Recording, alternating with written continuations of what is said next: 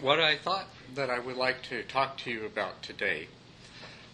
Now, originally I had understood this was going to be the first class of a course entitled Buddhist Meditation Traditions, right? Is that That's right. Yeah. But, and of course, the ultimate purpose of all Buddhist meditation traditions is awakening. There are all kinds of other benefits of meditation, of course, as we know. But from the Buddhist perspective, the primary goal and purpose of meditation is to achieve our own awakening and liberation in this lifetime. And so I thought that what I would do today is to share with you some of the thoughts and experiences and things that I have learned about what we have described as the threshold of awakening. Now,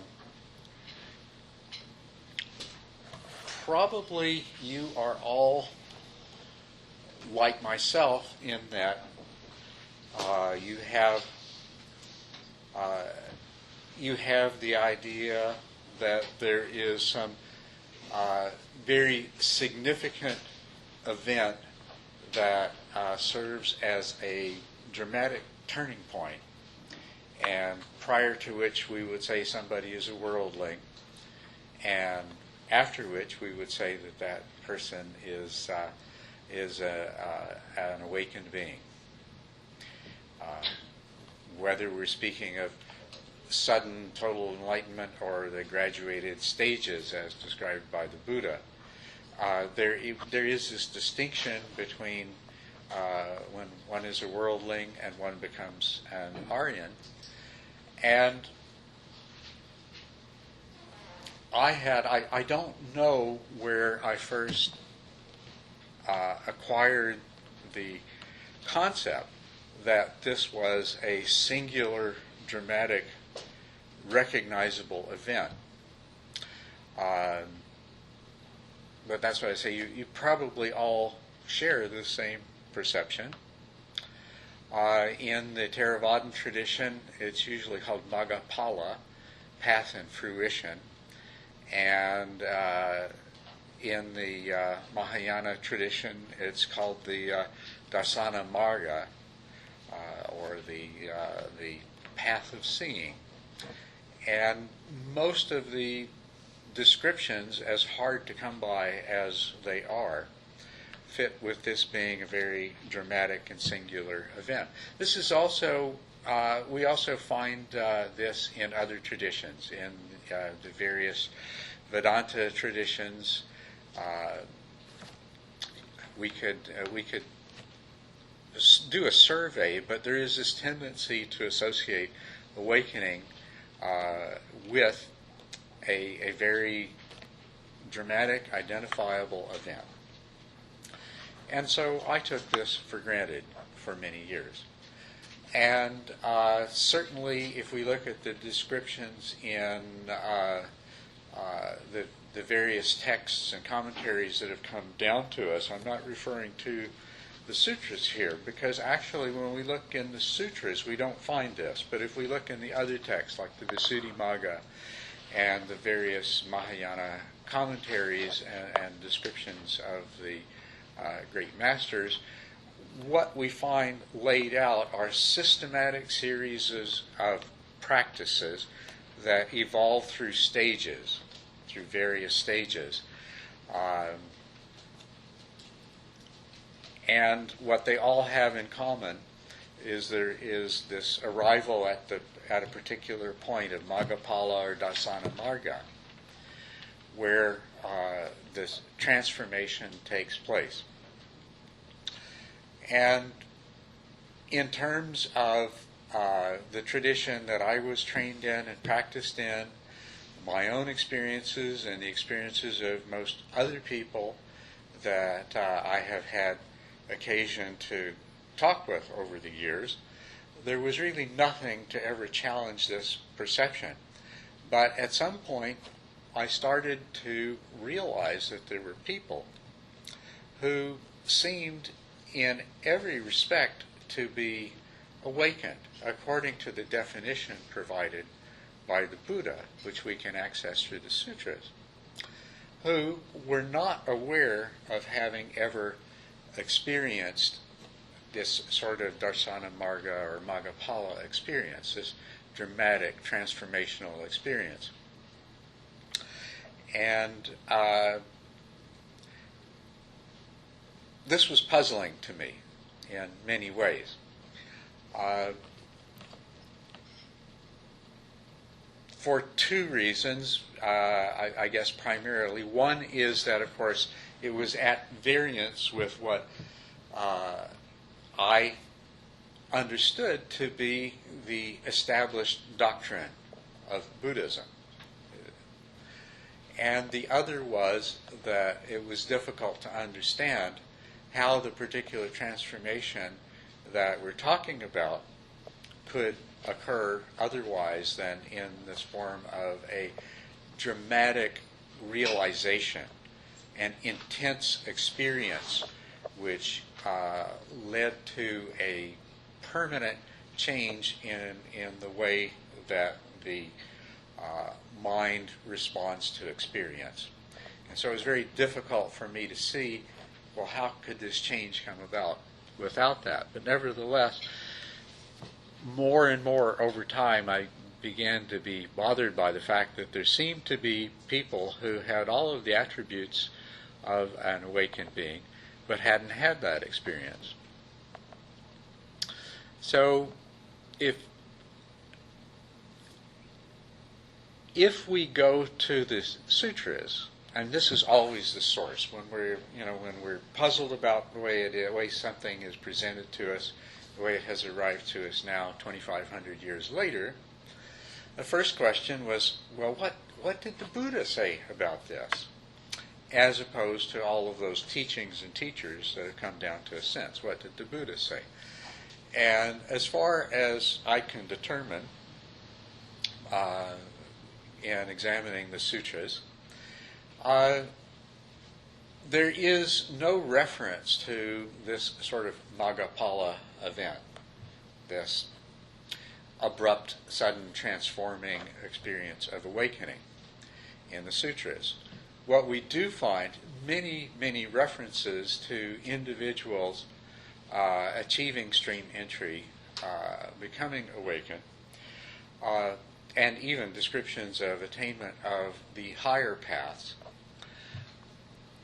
that seem to take place in a circumscribed period of time. There are descriptions that while a person was walking or hearing a discourse, or while a particular incident was taking place, or while they were doing something. For example, one of the Buddha's disciples achieved awakening while fanning him.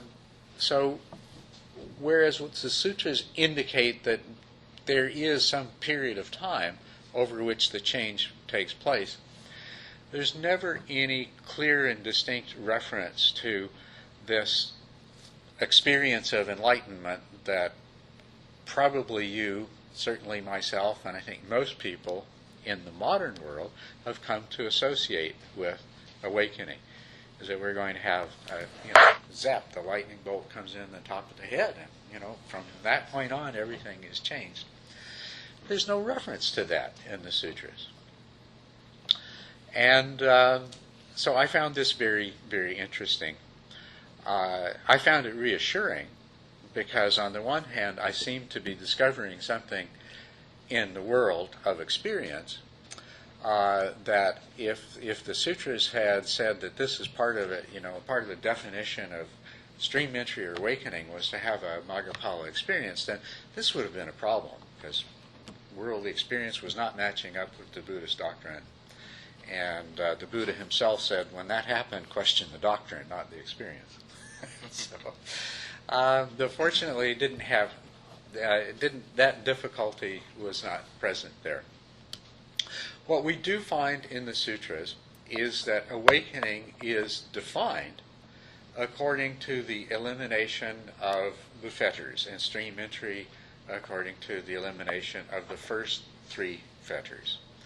And the third and fourth path by the elimination of the next two and then the next five fetters, so that all 10 are eliminated by the time a person becomes an arahat. And the this is not particularly ambiguous or difficult to understand. A person is a stream enterer when they have overcome the attachment to and the belief in the personal self. And this is probably the most important and significant one of these fetters. Together with that, they have overcome the attachment to rites, rules, and rituals as being efficacious in their own right. And the other thing that they have overcome is the fetter of doubt.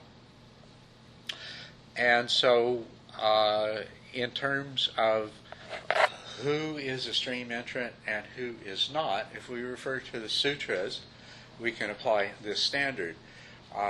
Does a person seem to be free of doubt with regard to the Dharma? And I could say more about that, and maybe I will. And secondly, does the person seem to be free of attachment and belief in the efficacy of rites, rules, and rituals? But most importantly, is the person free of attachment and belief in the reality of some kind of a self-existent personal self or soul or atta?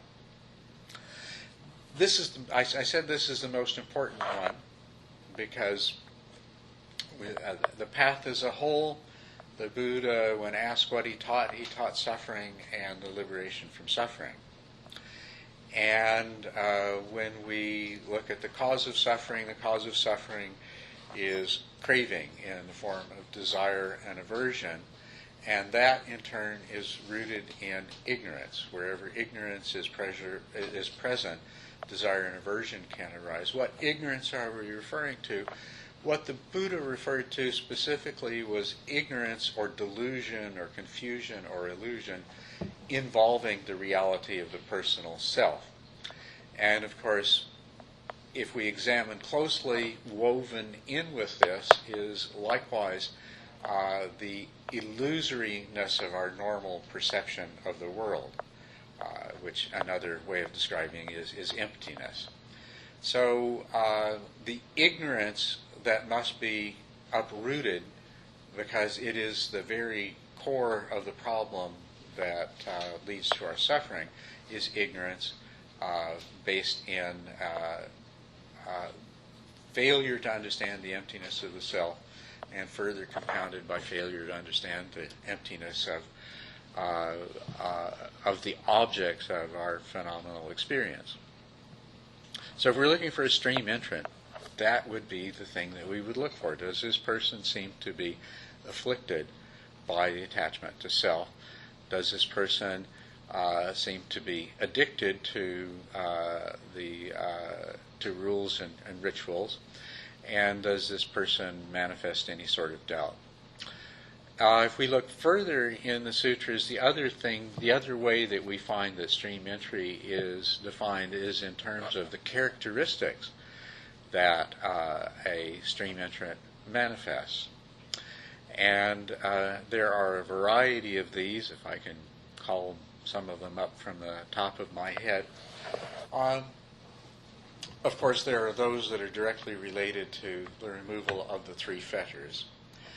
But the other things that are mentioned is a manifestation of generosity, which is logical if a person has acquired some degree of non-selfishness in combination with compassion.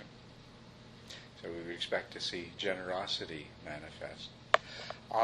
Virtue Not that the sutras are telling us that a stream entrant has pure virtue, because they do not. As a matter of fact, what the Buddha says about the virtue of a stream entrant is that if he commits an offense, that what he does is he quickly recognizes it and quickly makes the appropriate reparations, corrections, and so forth. And so this is what we'd expect to see in a stream entrant. Not that their behavior, that their virtue is absolutely perfect. And of course, in Buddhist terms, what is virtue? It's in one way or another, it all comes down to non-harming. So if we see a person who still occasionally may engage in activities that are unwholesome or non-virtuous, and that they produce some degree of harm to other beings, yet we see that happens rarely, but the person immediately or very quickly recognizes, and as soon as they recognize, they do everything they can to make a correction for it, then that person has fulfilled the description in the sutras of the characteristic of a stream entrant. A stream entrant is also said to have no fear of death, no fear at the time of death.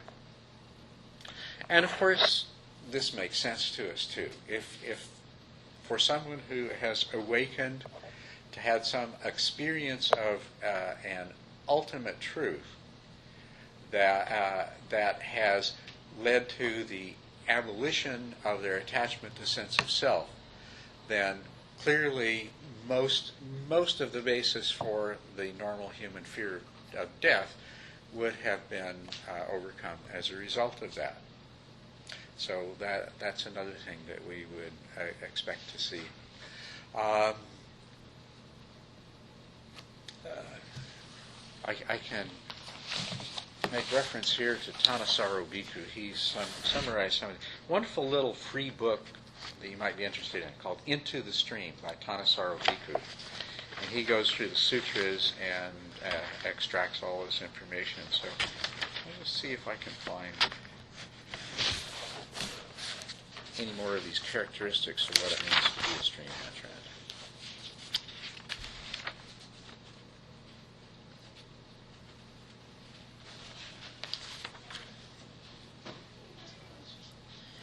Oh, yes. Okay. So there's generosity. Another one is freedom from enthrallment by the 5 hindrances. Okay. And so I assume you're all familiar with the 5 hindrances.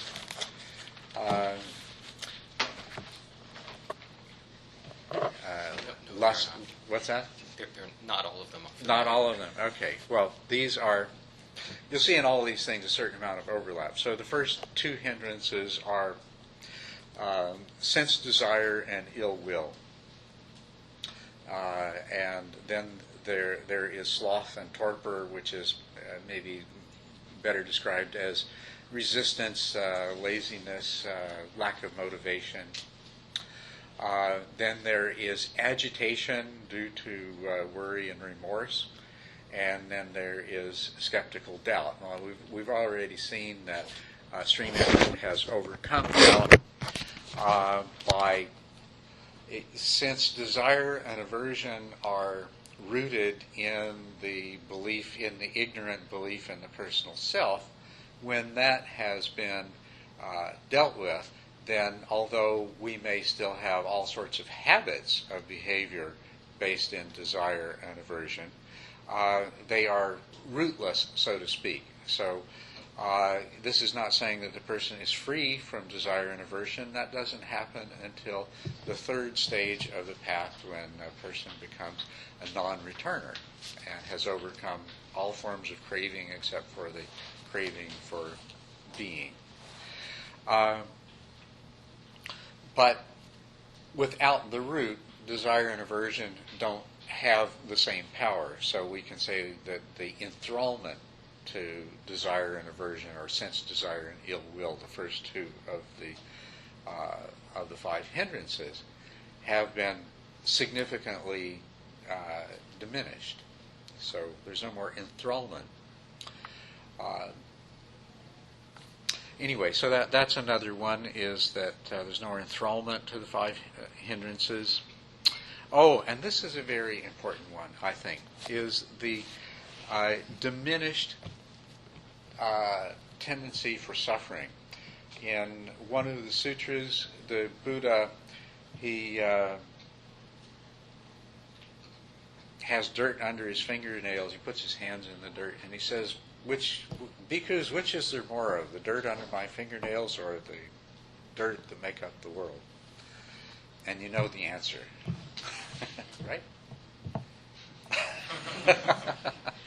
He always used these. There was never any confusion with the point he was trying to get to. He said that the suffering of a stream entrant was like the dirt under his fingernails, whereas the suffering of a worldling was like the dirt that made up the entire world.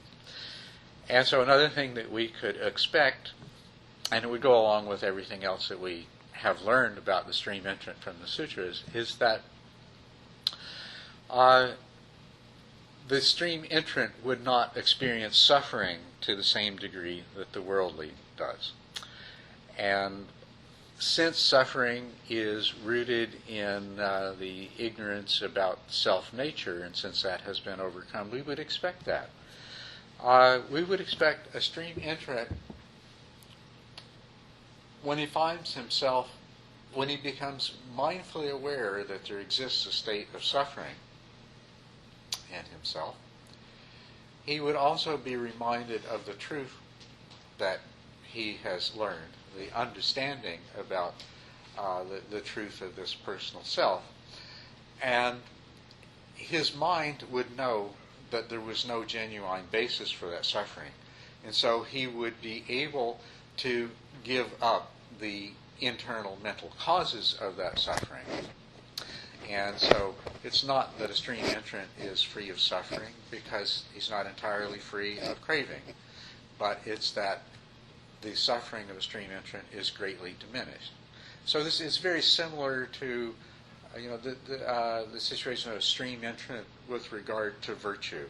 The stream entrant does not have perfect virtue, and the stream entrant is not completely free of suffering. But the stream entrant has the most valuable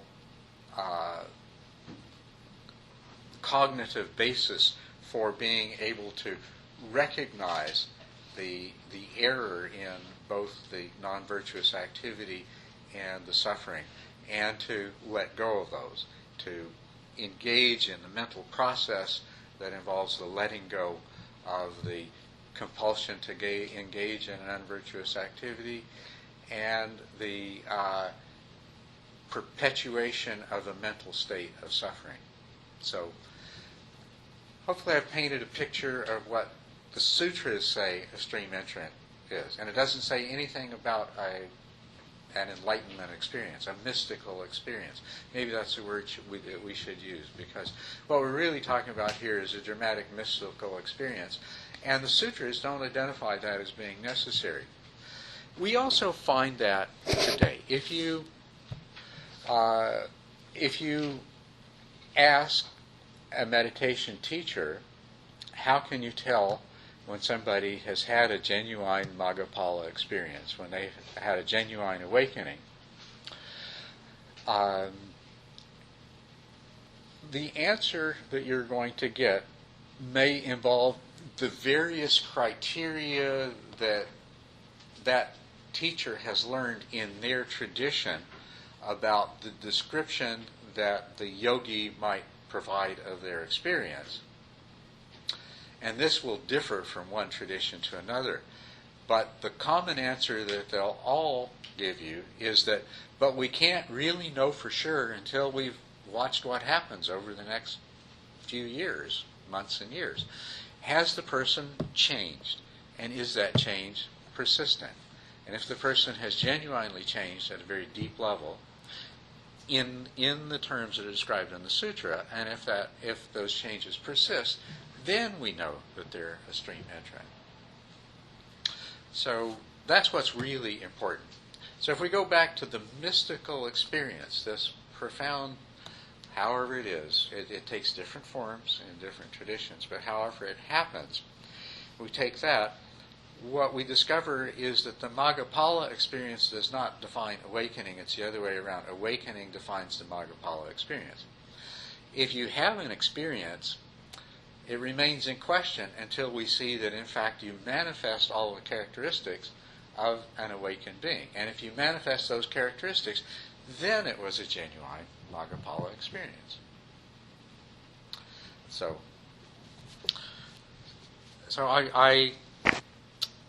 I find this all very interesting. It led me to start collecting stories of awakenings. This is one thing that you'll find that there's not too many Buddhists that describe their awakening experiences and publish them, but there are some, and there are many who are non-Buddhist. In Buddhism, I think pretty much in all of the traditions, there has grown up this idea that we should never speak openly about these spiritual attainments. And this comes from the instructions in the Vinaya, the code of conduct for the monastics in the Buddha. What he actually said, he didn't say don't ever talk about your attainments. He said that it was a major misconduct to claim attainments that you don't have, or to use the claim of attainments for any sort of self-gain. So the Buddha never really said don't talk about your attainments, but nevertheless it has been interpreted in that way over the millennia. So there's not a lot of Buddhist accounts of personal accounts of awakening, but there are some, and there are many others. So a number of years ago I started collecting whatever accounts I could get, Buddhist and non-Buddhist, just to see what sort of patterns would emerge in there. And the first pattern, the large-scale pattern that emerged for me, is I found that there were actually three kinds of descriptions. And first of all, what I did myself is I wouldn't consider a description of an awakening important enough to consider unless there was enough biographical information about the person subsequently to strongly suggest to me that they did meet the suttic requirements of having overcome the three fetters and manifest the characteristics of a stream entrant. And if the biographical information that I had was not supported that, then I examined their awakening experience. So out of those, I saw three different kinds. The majority, by far, are those who had a profound mystical experience, a dramatic conversion. And that corresponds to the Maggapala idea.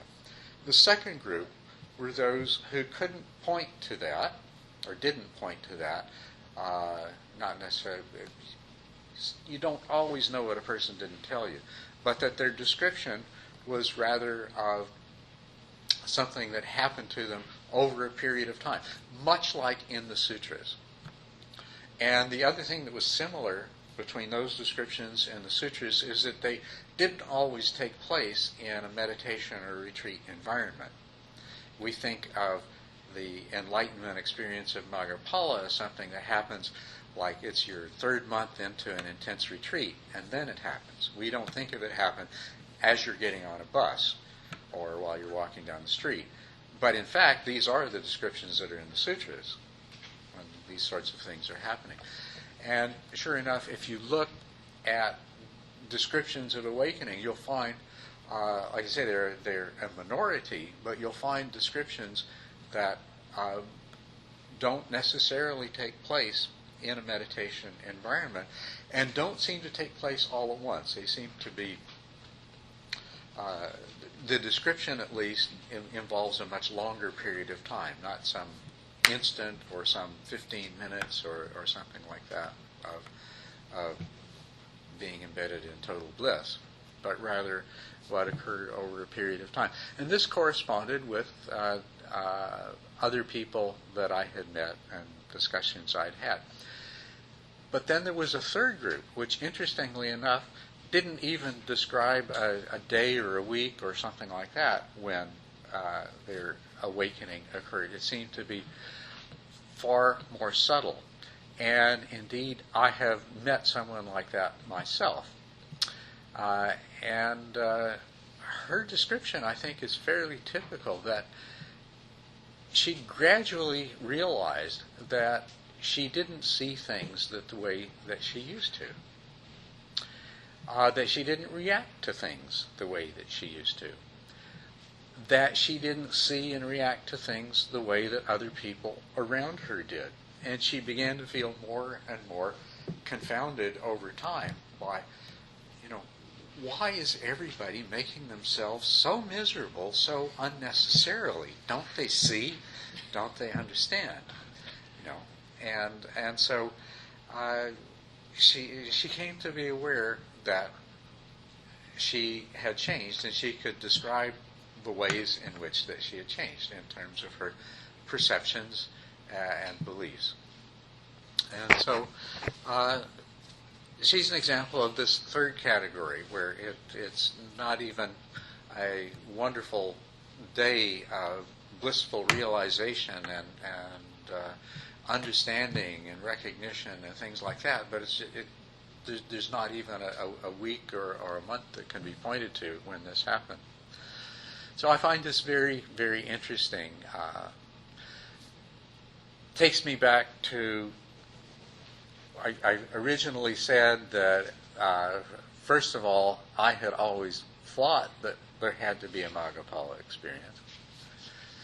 And then the other thing was that it only made sense to me that there was, because you have an experience of a reality, a profound experience of knowing that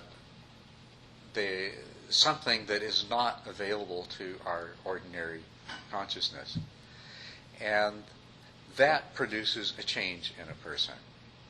It produces a change in the way their mind works, but probably also produces a change in the way their brain works. This is one of the interesting things recently, is we've shown that the human brain exhibits an enormous plasticity, and that our meditation practices change the way the brain works. And if you talk to people about their Magapala experiences, one of the things, there is a phrase that probably didn't encounter that much 1,000 years ago, but you certainly encounter a lot today, which is that the brain somehow got rewired. That's what it seems like, because the mind just works in a different way.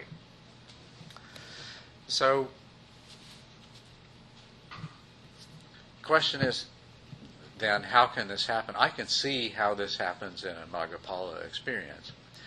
When the mind ceases constructing all of the illusions that we're trapped in, and there is a direct experience of the underlying, of the suchness or thusness or tatata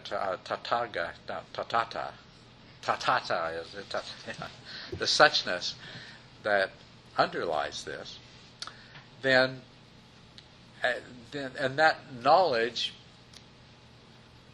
undermines the way that your mind normally interprets experience and reacts to experience, and it produces the change. If you have an experience of there being no self, and especially if this is based on a meditation practice in which you've had a lot of insights into the fact that a self is not necessary in the way that we think it is, and that the self is not really there in the way that we think it is.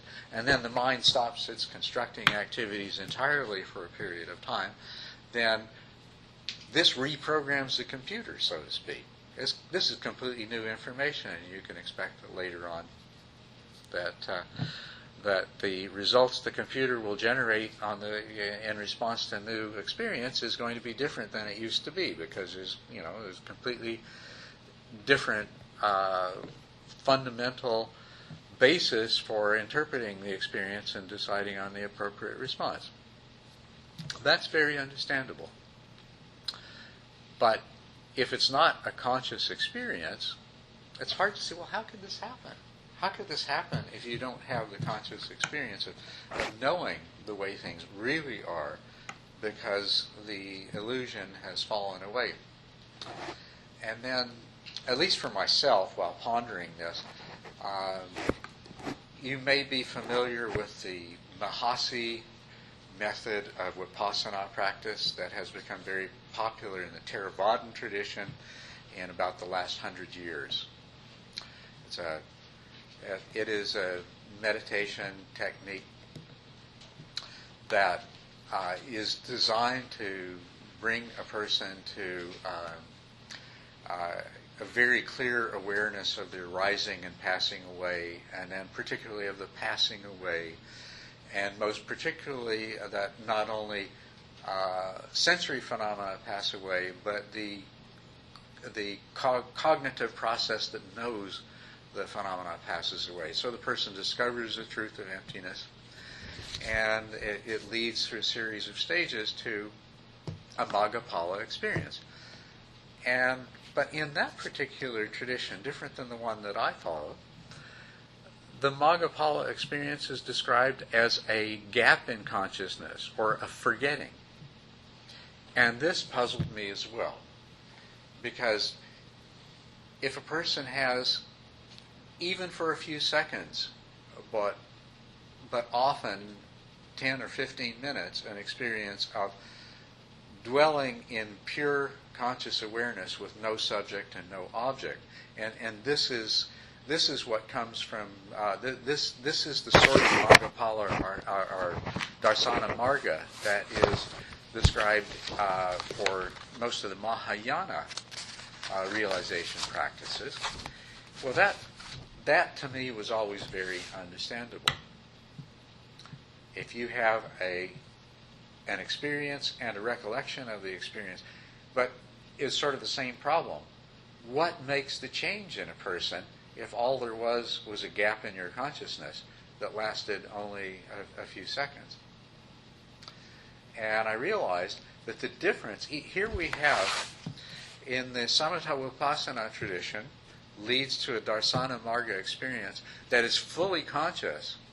I mean, as a matter of fact, as far as I'm concerned, in terms of all the other ways that you can describe it, voidness, emptiness, non-duality, blah, blah, blah, the one thing that stands out about the description of the Darsana Marga experience is it is fully conscious. Above anything else, it is fully conscious. And here we have another tradition that says, no, what happens is there's a gap. There's a forgetting. And, of course, this is exactly the same problem that we have with somebody who doesn't recall having any kind of experience at all, not even a gap.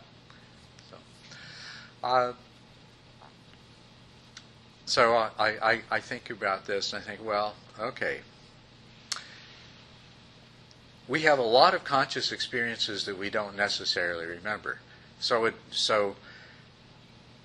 to have a gap in our recollection doesn't necessarily mean that there was a gap in conscious awareness. So it may be that following certain methods that this accounts for the difference. And there is a difference between these two methods that I could see as accounting for this to some degree, perhaps entirely, but contributing in some way. In the Samatha Vipassana practices, as the practice becomes more refined, the object of your attention, of your conscious awareness, becomes more and more the mind itself and consciousness itself, not an object. Whereas in the Mahasi Vipassana practice, you're watching objects, sense objects or mental objects arising and passing away. So all of the focus is on objects. So one thought I've had is, well, okay, if you're doing a practice that involves exclusively attending to the arising and passing away of objects, and that process stops, well, there's nothing to remember. So maybe that accounts for it. Whereas if you're doing a practice that causes you to become more and more reflectively aware of consciousness itself, if you're doing a Mahamudra practice where you're focused entirely on the mind and attempting to discern the emptiness of the mind and the nature of appearances arising from the empty mind, your attention is fully focused on not the objects of consciousness, but the process of consciousness, or I'm not sure what the right word is. And so if you arrive at the point of the stopping of the mind and the stopping of the world, it would not be so surprising that the experience would remain strongly in recollection as an experience of pure consciousness attended by non-duality and no self and no other and so on and so forth. So my thoughts on this are that one possibility is that maybe everyone has some kind of Maggapala experience when they achieve stream entry. It's just that sometimes it's remembered and sometimes it's not. And that is kind of intellectually satisfying.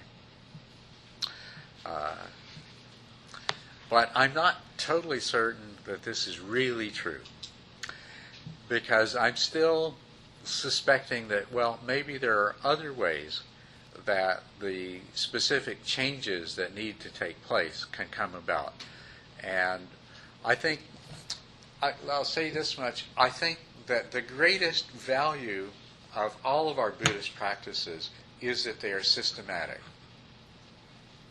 And so if they lead you to a Maggapala experience, you know how you got there, and you can immediately repeat it.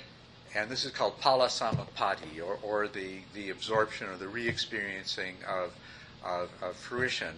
What it actually means is going back to that state of interruption of the fabricating activities of the mind, and experiencing nirvana again. So if you have a Maggapala experience, then you can have pala samapati. If you have an experience that was not, if you have an awakening that was not arrived at by a systematic practice, then the problem that you have is that whatever change it produced in that moment, that's all you're going to get, unless you're lucky enough to, by accident, stumble back into that experience again. Or else you're going to go, and I think this does happen. I think people have spontaneous awakenings, and I think they go and they find a meditation teacher and they learn how to meditate just so that they can eventually achieve the pala samapati, that they can repeat that experience and continue on the path. Because having become a stream enterer, there's still a lot of work that needs to be done to become the once returner, and that's a person who, having overcome the attachment to the personality view, then begins to work on the desire and aversion that still remain as the compulsive drivers of their behavior. And they greatly reduce the once returner is somebody who has greatly reduced the power of desire and aversion to direct their behavior. And then they continue their practice until they completely eliminate craving, so that they become a non-returner. And at this point, they are also liberated from the suffering that inevitably arrives from craving. The only thing that they have left is they still experience this inherent sense of being a separate self. And this leads to the only vestige of craving that they have now is still the craving for existence, whether it be in the fine material realms or the immaterial realms. and so this is why they're called a non-returner, because they don't return to this realm, but they still do have this attachment to existence, and so until they've lost that, then they will continue. So that's the idea. And then the final stage is when a person completely overcomes the inherent sense of self. The inherent sense. And in here it's important to understand that self is only definable or discernible with respect to an other. So there is a distinction between self and other, and that's why the fetters that remain for a non-returner that must be overcome in becoming an arahat are described in the terms that they are. Conceit being one of those, and by that, conceit doesn't really mean thinking I'm better than you, although that's conceit. It's basically thinking I am separate from you, that I am my own distinct, self-existent. Not thinking that, because actually a non-returner doesn't think that. They know better than that. But they still have the feeling that they are that. They still have the inherent sense of being a separate self. So I think it is most important on our path to cultivate a systematic path to some kind of Maggapala experience, so that we can repeat the Pala aspect of it, because this is necessary for our further progress on the path. And if we are so fortunate that we may achieve the awakening to stream entry before we have completed the development of a systematic path, or even without commencing training in a systematic path, that it's most important that we do take up a systematic path, because there's a lot more work left to be done. So, anyway, that's my thoughts on the threshold of awakening recently, and I hope you found some of this interesting and useful. So maybe at this point, I'd love to hear your comments or questions. Yes? I was wondering, inside of the Soto or Rinzai lineage of Japanese Zen, what would you say is the equivalent to stream entry? Sensei, Roshi, like that. And then is the measuring stick for stream entry that you have described then equivalent to sort of the measuring, or should they be used for measuring sticks for those positions as well? Okay, I am not sufficiently familiar with the Zen tradition to really answer that question. There may be someone else who is, or perhaps Dr. Chu can comment on the first part of that. Although I would say that the same criteria apply. And I think that if we look at that, Zen is filled with all these lovely stories of, Zen is the storytelling tradition, and there are all these poignant little quirky stories of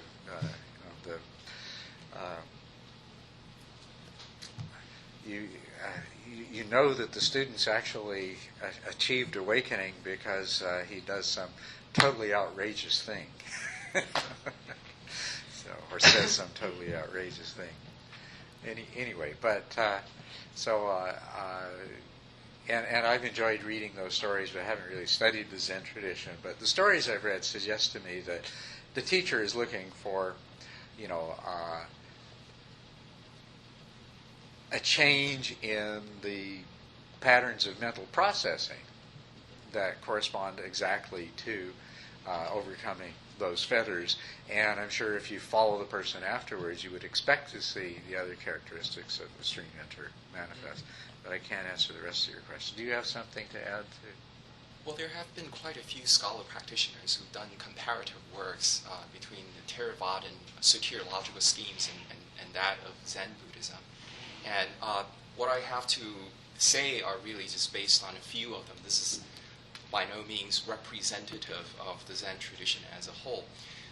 For example, the recently deceased Venerable Sheng Yan, I don't know if you're familiar with him, but he's a Taiwanese Chan teacher. And according to his description, once you have attained the level called 出关, which means the initial gate, this is the special terminology in the Linzai or Lingji tradition, then what you have essentially gone through is that you have experienced first this unification with the whole world, wherein you still experience this subtle distinction between a self and the world, and all that you've experienced at this stage is you've experienced a temporary merging of the two, but then there is still the subtle dichotomy of the two. Then you proceed thereon to a still higher level where you experience the disappearance of both the self and the world. Then that will be the equivalent of what is called the stream entry in the Theravadan tradition. So according to Sheng, to make very long story short, what you're experiencing is you move from a personal self, which is at the level of an ordinary worldling, to that of a greater self, to a universal self, where you feel as if you're one with the universe. And this is usually characterized with greater generosity, with a greater capacity for compassion and so forth. Then eventually to no self. And this is what marks off genuine supramundane enlightenment. Right? There are quite a few different soteriological models out there, and this is just one illustration. As a follow-up to that, I was wondering, would you say then, because earlier you mentioned that the purpose of all meditation traditions is awakening inside of the Buddhist lineage. So would you say that the pursuit of awakening then is truly essential if you are to achieve the stream entry? That traditions that tend to secularize meditation and de-emphasize awakening then actually can sort of, I guess, lead away from stream entry and perhaps world entry instead. Well, I don't know that they necessarily lead away. And as I think, we've seen the interest grow and spread in meditation in this country.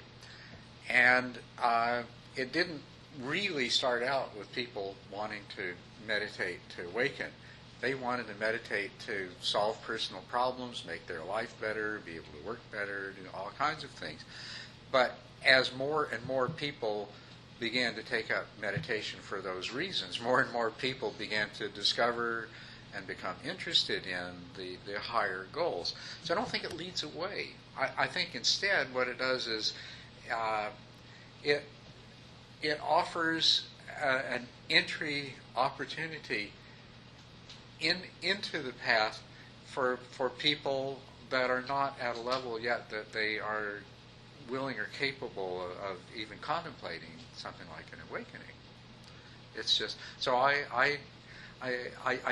think it's a very good thing, as a matter of fact.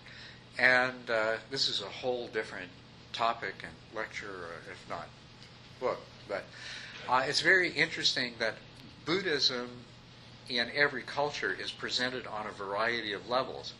It's presented on a very simplistic and mythical, and from the point of view of the most refined understanding of the Dharma, you might look at the popular dharmas as they're understood and propagated in cultures as being just plain false and nonsense and misleading.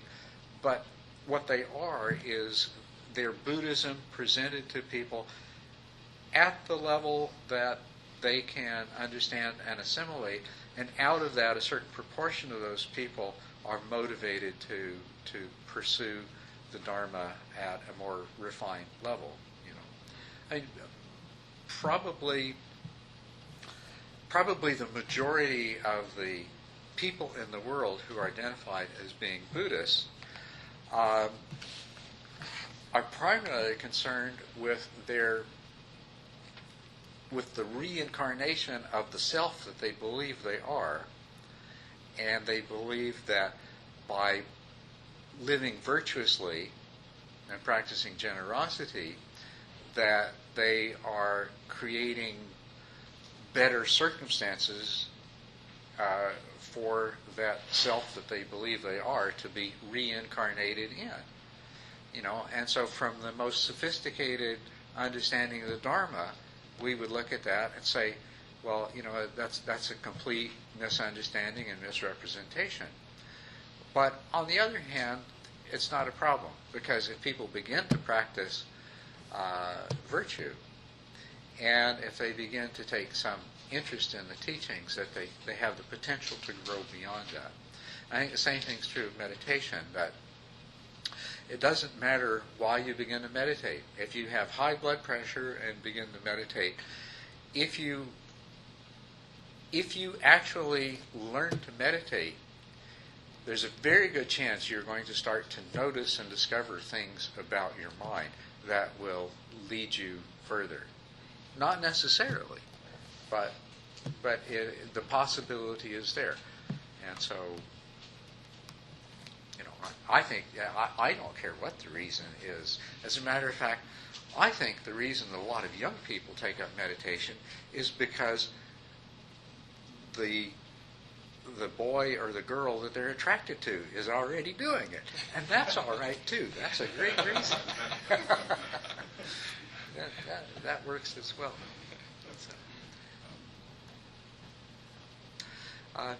If you don't mind, save your question. I want to go back to something, what you said. The description there that you gave from the Rinzai tradition, that's fascinating, because as a part of my own researches into mystical experiences, meditators that I've dealt with and those that I've read accounts of, I sort of recognize three kinds of what I call valid mystical experiences that are very common. And one is I call it the non-dual witness state, where the meditator enters into a state where they see the whole world as the arising and passing away of appearance and illusion. Right? But there is still this sense of there being an observer who's observing all of this and separate and independent, this pure witness state. And then there's another mystical experience that I describe as a unified mystical state, and that's where the person, they have no sense of self anymore, that they're a part of everything. They have an experience of oneness with everything. And they look at a tree or a mountain and they will say something like I feel like, it's not me looking at the tree, it's the consciousness that is the tree, and that's all there is. And there is just this one consciousness. And then there's the third state, which I call the true non-dual mystical, the pure consciousness experience, which corresponds, I think, to the Magga. And what amazes me is my categorization of these three kinds of mystical experiences, the dualistic, the unified, and the non-dual, sound very, very similar. And it's so interesting to see that in the Rinzai tradition, the idea of 保任, or the retention of that initial transformative experience, is very important. And this is very reminiscent of the Pala Samapati that you were talking about, that even after that initial transformative mystical experience, what you need to continue to do is to draw inspiration from that experience and to retain that experience and to be able to reproduce that experience as much as you can, and so that so that the vision into reality is deepened and becomes more deeply ingrained in the personality. Exactly right. Yes, I agree with that totally. And that is, once again, the whole value of having these kinds of experiences as a result of a systematic practice. Because otherwise, and many people have these experiences, and they're a peak experience. It's something that happened one time in their life. They never forget it. Changes them in some ways, but they can't go anywhere else with it. It's just, something that once happened to them. So that part is very important. Anyway, that digression, I'd love to hear your question. you said you were collecting stories about Buddhist and non-Buddhist experiences of awakening. I wondered, how is it you define a genuine state of awakening outside of the Buddhist tradition? I guess I tend to think that someone who came about their experience of awakening within the Buddhist tradition is going to have this something of a Nicene Creed revolving around no self or what have you. But how are you able to acknowledge or recognize these hagiographies as genuine awakening when the verbiage is different? What do you look for when it's a theistic tradition or it's Advaita Vedanta where you arrive at Atman, as refined as that is? Well, what I look for is things that I can recognize. And actually, when there are descriptions of the realization of the universal self in the Advaita Vedanta tradition, which I read those and say, yep, that's non-dual pure consciousness, all right. That's the stuff that we're talking about. I just recognize that the terminology is the same. Even in the theistic traditions, the complete dissolution of the self in the Godhead, those descriptions, they bear the same imprint, and so that's the kind of thing that I go by in terms of the descriptions of the experience. But remember, one of the main things that I'm looking for is the permanent changes in the person. No matter what wonderful experience a Sufi or a saint had, if their life subsequently doesn't seem to reflect the kind of understanding that we define as awakening, then I don't think it should be considered. If I may, I recall that on one occasion I overheard a conversation that was going on between you and one of your students who asked to have his experience verified by you, and you posed the question, well, have you ever since encountered like a life-threatening, agitating situation in life, and then what was your reaction? And so I think that could be used as an illustration of what you mean. Yes, it could be, right? Yes, and and that's actually, you can't just pose a list of questions and say if they give this answer, but you can ask certain kinds of questions and then listen very carefully to the answer and how they give it, and it can give you a pretty clear idea. And I found the same thing in the writings that in the descriptions of people's experiences, that there are things that don't fit, and there's things that do. As a side issue, many of your students have witnessed how you yourself faced life-threatening situation with complete equanimity. I suppose so. It just seems like life's like that. So, yes. So, yes. Actually, about your statement about the Rinzai and stuff like that, I was actually wondering your position or your thoughts on the doctrine of Tathagata Garbha and the Buddhist seed, and some of the growing criticism coming from Japan of the doctrine of Tathagata Garbha. Hakayama Noriaki and Matsumoto Shiro, they're saying that perhaps the doctrine of Tathagata Garbha is not so much Buddhist as influence from outside traditions, that perhaps is more naturalistic. The streams and the mountains are enlightened, and all that stuff. Well, like with so many things, different people can say Tathagata Garbha and mean totally different things by it, have different understandings. And since what we're actually referring to,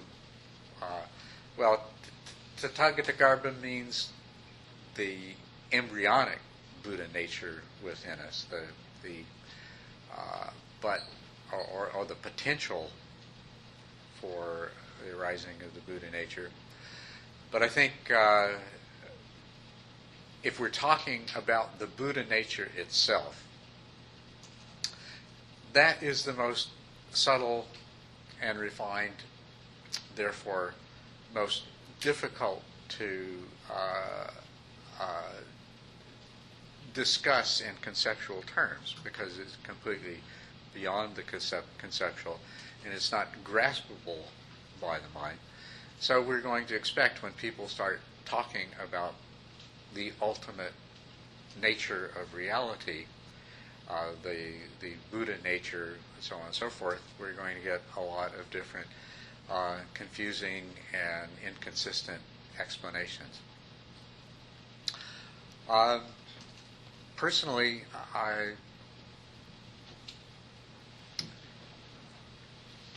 if you take Buddha nature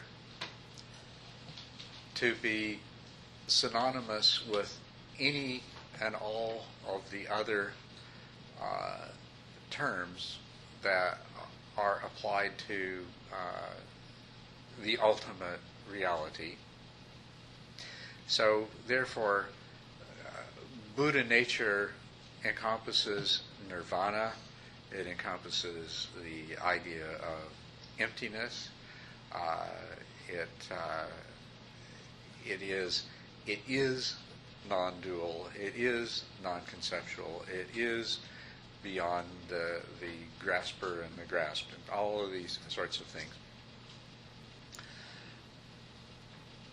Let's just boil it down to, let's say, ultimate truth. Now,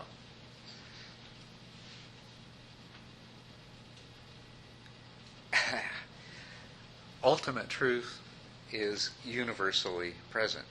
There's nothing outside of ultimate truth. So, in that sense, by all means, the Tathagata doctrine is unquestionably true, because, to paraphrase Descartes, I am, therefore, Tathagata. Even though the I is illusion, and the am is it involves the myth of ontology, as I like to call it. So if you can understand the illusoriness of the I and the mythological nature of the am, then I am, therefore, Tathagata. So, but if you start saying that what was it you said, the mountains and the streams are Buddha, well, you're lost. That statement is lost totally in the ignorant, worldly view of the self-existent reality of Buddha's streams and mountains and everything else. It's so far from understanding Tathagata that it's a clue that you should be very cautious of everything else that is said in the context that comes from. So if Tathagata is used not to construct an Atman, but to in another way, then you feel that Tathagata is correct. But if it starts to reinforce Atman or permanence, then it becomes an issue. That is right. Yes. And the trouble is that Buddhism is full of things that people make into an Atman, a self. The Bhavanga, the Alaya Vijnana. Everywhere you look, you'll find things that one way or another people make into some kind of a replacement for the self that they don't want to give up. And Tathagata is really, really vulnerable to that, But the thing that's helpful in keeping your thinking straight is that absolutely anything, any concept that bears within it a distinction between self and not self, and any concept that bears within it a distinction between exists and does not exist, it's going to be fallacious. I mean, it might not be useful in a very restricted sense to help understand something or another, because we do pull ourselves up intellectually by our bootstraps. But ultimately, as soon as you get to the point where, I've got a Tathagata and you've got a Tathagata, we know we're wrong. As soon as there's two of them, we've got a problem. So even when there's one, there's a problem too. Well, even where there's one, there's a problem. That's right. But yeah, this is stream entry is about learning to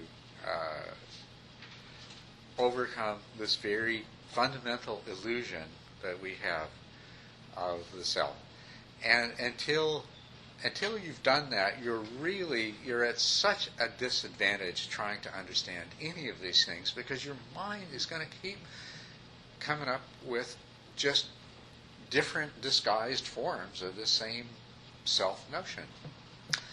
And the only thing I can say is on the one hand, be totally on guard against that in all of your studies, that your mind, and perhaps the mind of the person that you're studying, is going to be afflicted by this delusion, which is going to make it hard to really grasp what's being talked about.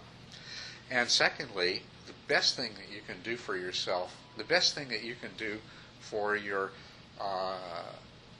philosophical and scholarly studies is to achieve stream entry and get past that attachment to the notion of the essentiality of the self. That there's got to be a self in here looking out the windows of the eyes and deciding what to do and when to do it. I just can't conceive of any other way things work, and so everything else flows from that. So the work that you've got to do is to realize that the self is that we imagine we are is an illusion. And it's important to understand illusion. Illusion means that something appears to be something that it's not. Illusion doesn't mean that it doesn't exist. And one of the problems that we have trying to introduce people to Buddhist studies is, well, the first thing you got to learn is that you don't have a self. Oh, that means I don't exist? Well, no, it doesn't. It doesn't mean that at all. But it means that the self that you think you are doesn't exist. That what is there is not the self that you think it is.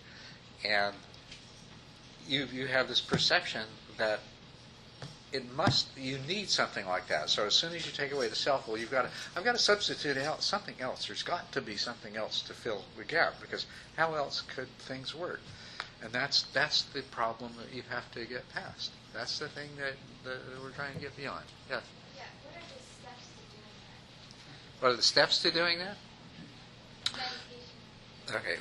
Well, first, what you do in meditation, there's many different ways that you can use meditation to achieve that, but all of them involve achieving the focus and the clarity of awareness, so that you can begin to examine things in a way that will lead you to that understanding. So any meditation practice must do that, and any meditation practice that isn't leading to the kind of focus that we call concentration and the very high level of mindful awareness that you need to see things isn't going to help you. But then the other real value of meditation is you sit down in a quiet place, you close your eyes, you've reduced a lot of the noise and disturbance of distraction, and you can begin to examine what's actually taking place. And of course, the two things that our self seems to do is that our self seems to be the experiencer everything happens to me. And the other thing is that the self is the doer. I decide whether to scratch my nose or not. Okay? And so you focus on those two. You examine your experience to see if there is really an experiencer. In the seeing, is there a seer? And the hearing, is there a hearer? And you don't take a quick glance at it and assume you know the answer. You keep looking. And when you start to have understanding, you keep looking some more until it starts to come clear. But even more powerful, I think, for most people, is to look at the doer. You think you're the doer, and you think you're deciding what to do. So really pay attention to that. And then you start to realize that, well, you're not the doer, but, well, maybe I'm the intender, though, behind the doing. And then you start watching the intentions, and then you'll see that the intentions arise, and they don't need the self at all. And if you watch really carefully, you'll find that the self is not continuously present. There's a lot of experiencing, seeing, hearing, feeling, thinking, where there's no self there. And there's a lot of intending leading to doing, where there isn't the self there. And once you get clear at that, you might start catching the self arising and appropriating the experience, or appropriating the intention to itself. I'm seeing. Oh, I'm deciding. I'm doing. And that is, when you start to see that, and it starts to become clear that the seeing and the doing are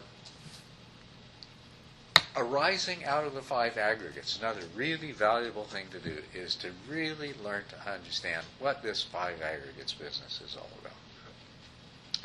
And that's not easy to do, because there are not too many good and accurate descriptions of the five aggregates out there.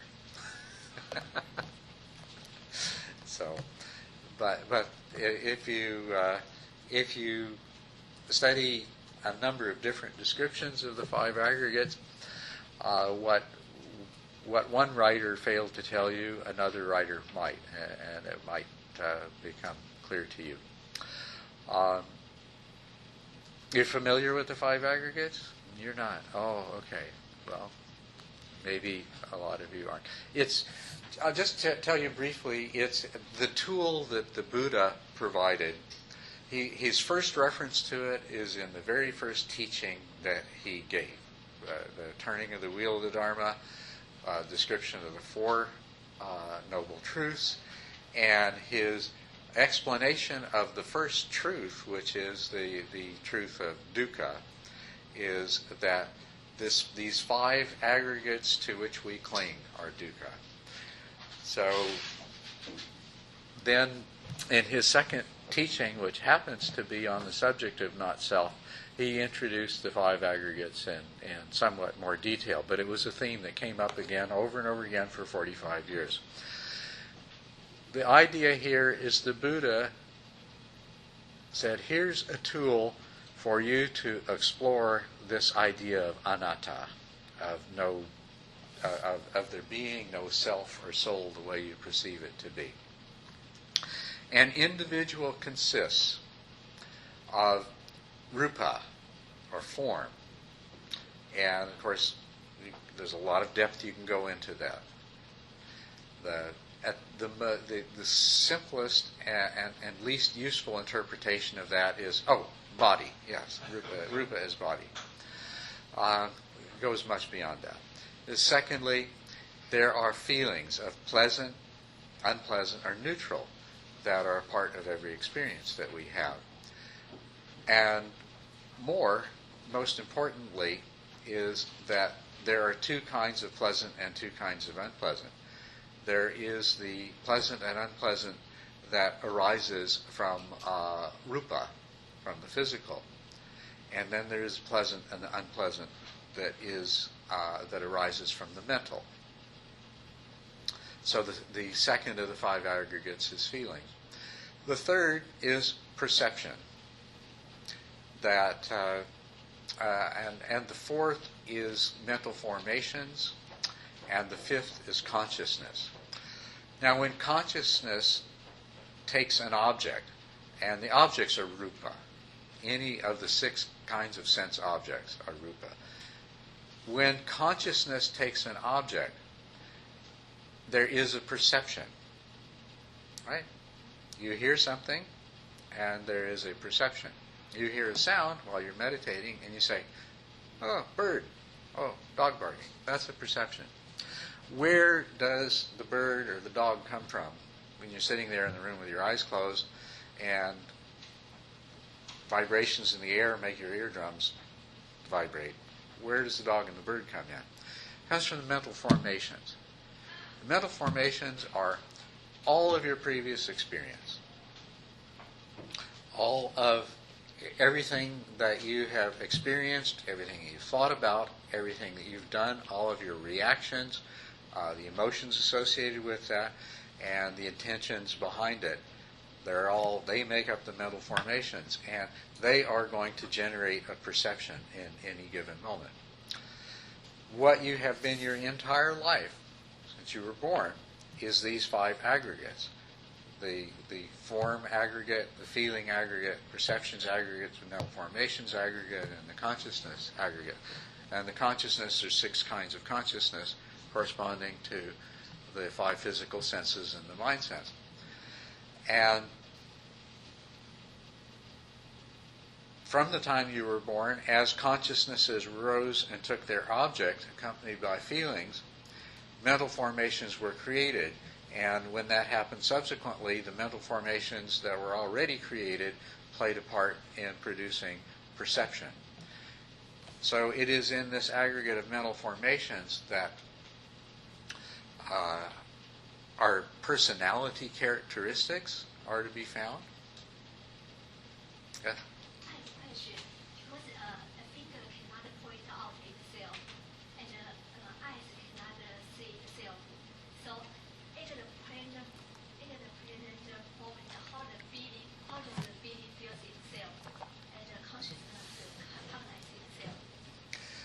Well, how does the feeling feel itself? I'm not sure that a feeling does feel itself. A feeling is just that quality of pleasantness or unpleasantness. Consciousness and its mental status, feeling, sensation, and volition, and knowing the self-object. That.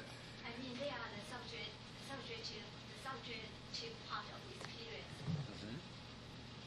So, when the 5 aggregates become the object of consciousness, feeling, sensation, and the volition, how?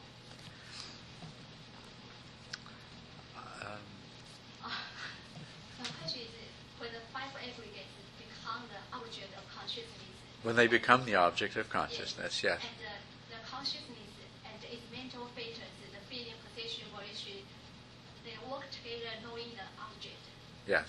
And my question is, how does the present feeling feels itself? Okay. Well, if I understand you correctly, what you're asking about is the process of examining the 5 aggregates.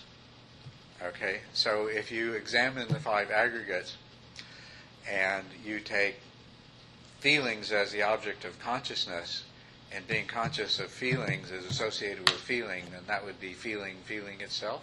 Is that sort of the idea? Yeah, feeling, perception, volition, they are the subjective part of experience. The subjective part of the experience, yes. Well, what we do all of the time is consciousness takes feelings as an object, and this is a folding in on itself, because consciousness can take mental formations as an object, perceptions as an object, feelings as an object, and sensations, which are truly what rupa is, as an object. I mean, most of the time we don't. Most of the time we have the subjective experience of the feeling, but we don't take it as a direct object of consciousness. Rather, the feeling is just one of the accompanying mental concomitants of our experience of the moment. But we can take the feeling as an object of consciousness. Now, and we do this in meditation. If you meditate on the 5 aggregates, part of the process, or if you follow what's called the satipatthana, or the applications of mindful awareness, part of that practice is to take the feelings themselves of just pleasantness and unpleasantness as an object of consciousness. Now, it's not a problem. We do it. I mean, logically, you may say, well, how can the feelings feel themselves? They're not really. Consciousness is taking the feeling as object. That's an act of perception. Probably what is going to happen is, if you can see, if your mind moves so very, very quickly, if you can see your feelings clearly, that may result in, very quickly after that, a conceptual experience of being pleased with being able to do that. And that doesn't, but if you're examining a painful experience and then you're feeling pleased at being able to see the unpleasantness separate from the sensation, that doesn't mean the satisfaction you get is the feeling itself. It's actually a feeling arising independently in a second act of cognition. You cognize the pain, or you cognize the painful experience, you refine that cognition, and you cognize the unpleasantness of it separate from the sensation itself. And then, and separate from that comes the feeling of being pleased with yourself for having done that. I don't know if that's helping you in this or not. Don't get caught in the logical, analysis. Say, well, how can you do this? Just do it. If I may respond to Tiana's earlier question, this semester the university is actually offering a course on Buddhist psychology, in which we oh, that's wonderful. And so, I should be looking forward to your attending. It has an undergraduate component. It has both the undergraduate and the graduate component, and it has no prerequisites. And so this is a class where we discuss 5 aggregates and all these. Definitely, you could do that. You could definitely do that. And I was just thinking about how can you miss that? Yeah. I'm looking forward to having you in the class. And also another possible step we might take in order to help us experience what Culadasa was describing earlier, and that would be to attend one of Culadasa's meditation retreats. And by the way, I think in a couple days or so, Culadasa will be leading a retreat here starting Riverside. I'm sorry. Starting this afternoon. Oh, this afternoon. I'm so sorry. From my understanding is that there are still a few vacancies. Yes, there are. Right, and also in the meantime, we're organizing a meditation camp that's going to be led by Culadasa, and the event is still in the process of getting approved by the university. But in all likelihood, if things go smoothly, then we'll have the meditation camp sometime in November. Yes, it will be the first weekend that is fully in November. Not the one that starts on the 31st, Friday the 31st. So I think it's the 6th, 7th, and 8th of November. That's the weekend that we're looking at. It'll be Friday, Saturday, Sunday teaching where we'll introduce meditation techniques and some Dharma applications at the same time. Does it come with guarantee of winning stream entry? Absolutely. Did you want that in this lifetime, or it's like an extended warranty. If you want it in this lifetime, it's going to you're going to have to work harder, which is worth it. Yes. I have a question regarding your response to Dr. Chu's talking about the when you get in a stage and how we working to maintain the stage, but how can you like my experience, I have a few times get into the way Dr. William Chu says unification, but then that's it, and then I never got it again. But how can I work to maintain that experience? Well, first of all, don't become attached to a unification experience. I mean, to have had a unification experience is to have learned something very important. It produces a shift in perspective. And if you are able to experience that on other occasions, it will further reinforce that particular shift in perspective. But it's not necessary that you ever have the unification experience again. What you want to have is the complete non-dual experience that brings you to stream entry. And so there is a danger in becoming attached to meditation experiences and mystical experiences and spending a lot of time and effort trying to reproduce them. If you have arrived at that through a particular meditation practice and you continue to practice in the same way, there is, of course, a much greater probability that the experience will be repeated. But don't chase it. Instead, if you have arrived at it in a meditation practice, continue the practice that originally created the conditions for it. And if it's repeated again, fine. But if it's not, continue the practice, because a systematic practice will ultimately lead you to the far more important mystical experience. Yeah, that's answer part of my question. But actually, the other question is like, Dr. You say that the Sen Yan, I mean, I follow him too. But he said he talking about the 就是你刚the non-unification and the unification, and then and he say you got working on, they got keeping working to maintain that right, to maintain that state, the label, the experience. If I understand him correctly, I think what Venerable Sheng Yan was saying was that once you have the realization of no self, then what you want to do is, even as you are living in ordinary worldly conditions, you try to make whatever lessons you have acquired from the realization relevant in that everyday setting. Yes, absolutely. That's very good that this has come up. Yeah.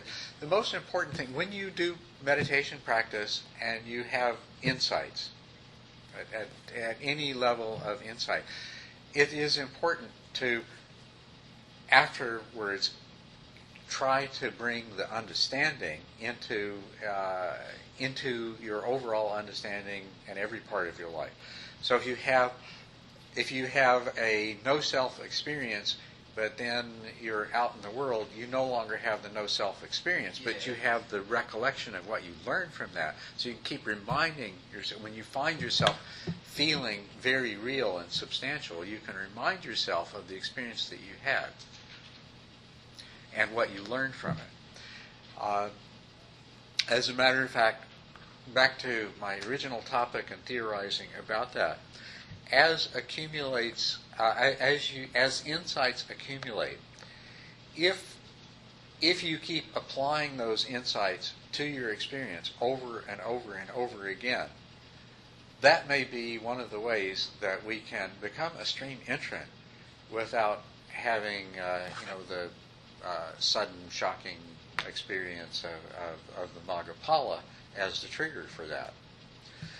Because the essence of what seems to happen is a mind functions in such a way that it generates the concept of self and the concept of an independently existent external world.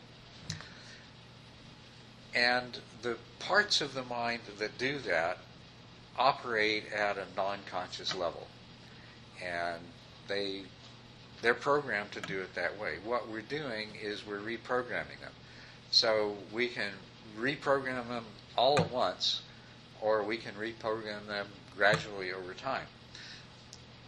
Insights that you have, even intellectual level of understanding, the more intellectual level of understanding of non-self and emptiness that you have, if you can keep applying that to your experience, your ordinary everyday experience, until it becomes more and more and more the way you understand things, then it's going to change the way your mind responds to things. You're going to start responding from a worldview of emptiness rather than responding from a worldview of independently existing objects. And likewise, a worldview of non-self rather than a worldview of a cherished self that lies at the center of all this experience.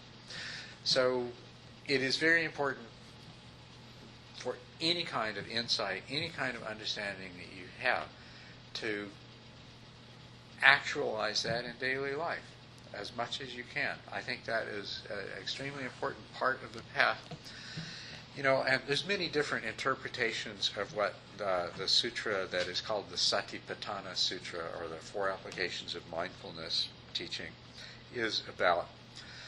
But personally, you know, and I think I could defend this really strongly against just about anybody, that sutra is about insight in daily life. It's not really primarily about meditation. In the beginning, it's about meditation. But the vast majority of the all of the last 3 applications and the majority of the first application are things that you can do and should do in every waking moment.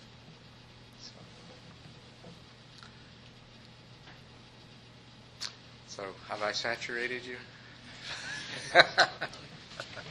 Well, I've certainly enjoyed this. I always enjoy these talks, and I enjoyed your questions. They're wonderful. And I'm sorry if I didn't answer your question quite as well as you wanted, but thank you very much.